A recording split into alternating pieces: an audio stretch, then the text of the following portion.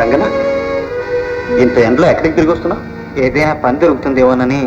అంటే నాతో మాట మాత్రం ఆయన చెప్పకుండా నువ్వు పని కోసం తిరిగి వస్తున్నావు అనమాట.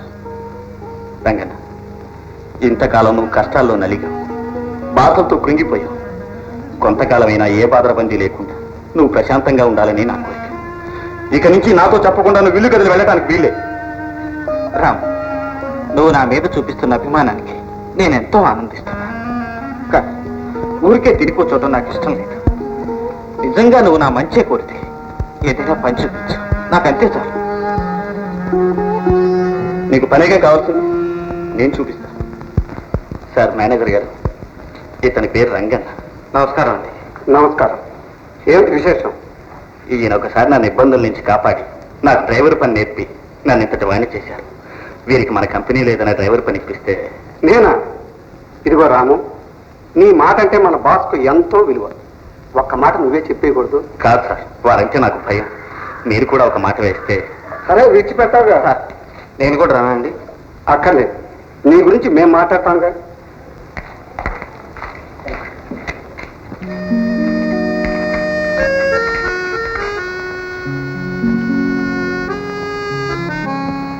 బాబు. ఏ మేనేజర్ గారు? మన రాము నీతో ఏదో మాట్లాడాలని వచ్చాడు. అలాగా? ఏం రాము? ఏమీ లేదండి. నాకు కావలసిన ఒక డ్రైవర్ పని లేకుండా బాధపడుతున్నాడు. చాలా మంచివాడు. అతన్ని మన కంపెనీలో టాక్సీ డ్రైవర్గా ఉంచితే బాగానే ఉంటుంది, కానీ ఖాళీ ఉండాలిగా. ఏం మేనేజర్ గారు? ఒక డ్రైవర్ తన చెల్లెలు పెళ్ళని సెలవు పెట్టాడు. ఇంకా ఎవరిని పెట్టలేదుగా. ఆ పోస్ట్ మన రాము స్నేహితుడిగా ఉండి తర్వాత చూసుకుందాం. ఆ డ్రైవర్ ఎక్కడ? పిలుస్తానండి. అక్కర్లేదు, మన మేనేజర్ గారు చూశారుగా. చూశారు. అయితే సరే, చాలా సంతోషం బాబు.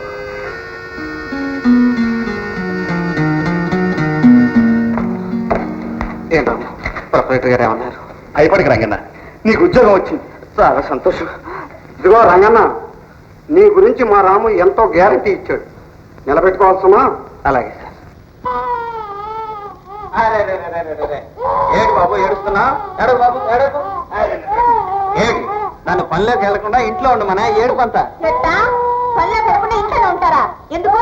బంగారం లాంటి బాబు నేర్పించడానిక? ఓ బాబు, వంటమ్మా నాన్న కొట్టారా? నాన్న పని చెబుతా ఉండు. బంగారు తండ్రి ఆడకమ్మ ఏడక ముచ్చారు ముట్ట తెచ్చారు ముట్ట పచ్చ పచ్చ పచ్చ పచ్చ.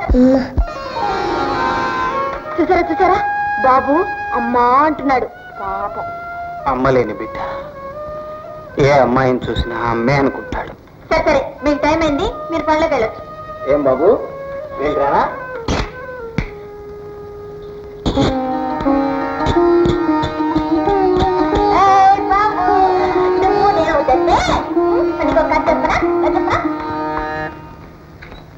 బాబు. అబ్బాయ్. అమ్మా, నాన్న, ఏమిటి రాక? ఉత్తరం కూడా రాయలేదే? ఇల్లు విడిచిపెట్టి చాలా రోజులైందిగా. అదే రంకాలు చేస్తే మన గుమస్తా చెప్పాడు యాత్రకు వెళ్ళారు అని. శంకాలు చేసావా? అంత అర్జెంట్ పని వచ్చింది బాబు. మరేం లేదు నాన్న, మన రంగన్న చెల్లెలు రాని లేదు. ఆత్మహత్య చేసుకుంటాడుగా, ఇంకా దారిపీడ మనకెందుకు? అది కాదమ్మా, పాపం రంగన్న భార్య బిడ్డనికని సరిపోయింది. ఆ బాధ భరించలేక రంగన్న ఊరు విడిచిపెట్టి వెళ్ళిపోయాడు. దీని అంతరికి కారణం ఎవరు బాబు? అదే ఆ పాపిస్తుడే. అబ్బాబ్బా, నేను చెప్పేది వినకుండానే మీరు ఏమిటో మాట్లాడితే అలా? ఆ రాణి బ్రతికే ఉందా నాన్న? రాణి బ్రతిగా ఉందా? నేను నమ్మను. బ్రతికించిన వాడిని నేనేనమ్మా. నువ్వనేది ఏమిటి బాబు? నాన్న, ఆ రోజు మన ఊరు నుంచి కారులో బయలుదేరాని జ్ఞాపకం ఉందా? అవును. వచ్చే దారిలోనే ఈ సంఘటన జరిగింది. ఏట్లో పడిన అమ్మాయిని కాపాడి మన హాస్పిటల్కి తీసుకొచ్చాను. అంటే ఆమె ఇప్పుడు ఇక్కడే ఉందా? అవును నాన్న. పురే, నీకేమన్నా పుట్టుందా? చెడిపోయిన దాన్ని తీసుకొచ్చి హాస్పిటల్లో పెడతావా? నలుగురు ఏమనుకుంటారా? అమ్మా, లోకానికి భయపడి మంచి పనులు చేయడం మానేస్తామా? ఇది మంచి పని అని నువ్వనుకోవచ్చు. ఆ రాణిని తెలిసిన ప్రతి ఒక్కరూ ఆమెను అసహించుకుంటున్నారా? పాపం, దేవుళ్ళాంటి రంగన కుటుంబానికే చిచ్చు పెట్టింది. జరిగింది ఏదో జరిగిపోయింది. ఆమెను వెంటనే ఇక్కడి నుంచి పంపించేవాడు అందరికీ మంచిదిరా. నాన్న, ఇలాంటి మాటలు మీరంటారనుకోలేదు. అన్ని నెత్తెచ్చుకోమంటారా?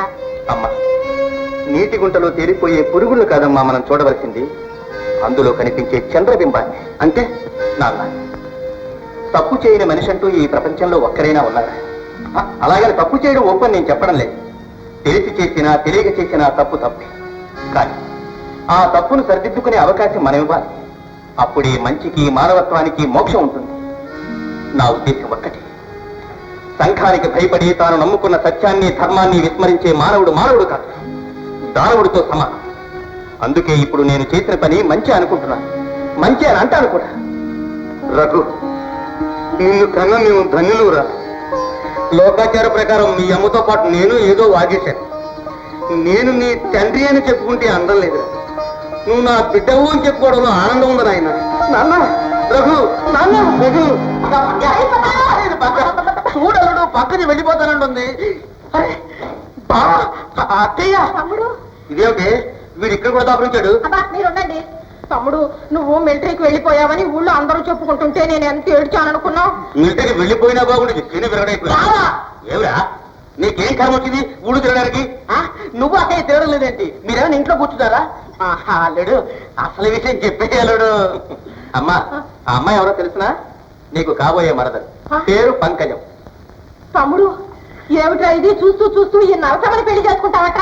అక్కయ్య, పెళ్లి అనుకున్న తర్వాతనే నర్స్ అయింది. వాళ్ళకి భయం పోవడానికి నేనే పనిలో పెట్టానమ్మా. ఆ అమ్మాయి ఎవరో తెలుసునా? మన సుబ్బారాయుడు గారు వారి అమ్మాయి. ఎవరు? మన పొడాకు సుబ్బారాయుడు. అవునమ్మా, ఆగ్రహం చుట్ల కంపెనీ మాట. వేరా వాళ్ళ ఇంట్లో ప్రవేశించి వాళ్ళ అమ్మాయిని కూడా ఇది చేసావన్నమాట. అల్లుడు చూడలుడు, మీ నాన్న. మీ మావయ్యగా అమ్మాయి పంకజం, మీ నాన్నగారు వస్తున్నట్టుగా టెలిగ్రామ్ ఇచ్చారమ్మా. మా నాన్నగారు వస్తున్నారా? నాన్నగారు వస్తున్నారు. ఆ మాట వినగానే చూడండి, మొహం దాకలాగైంది.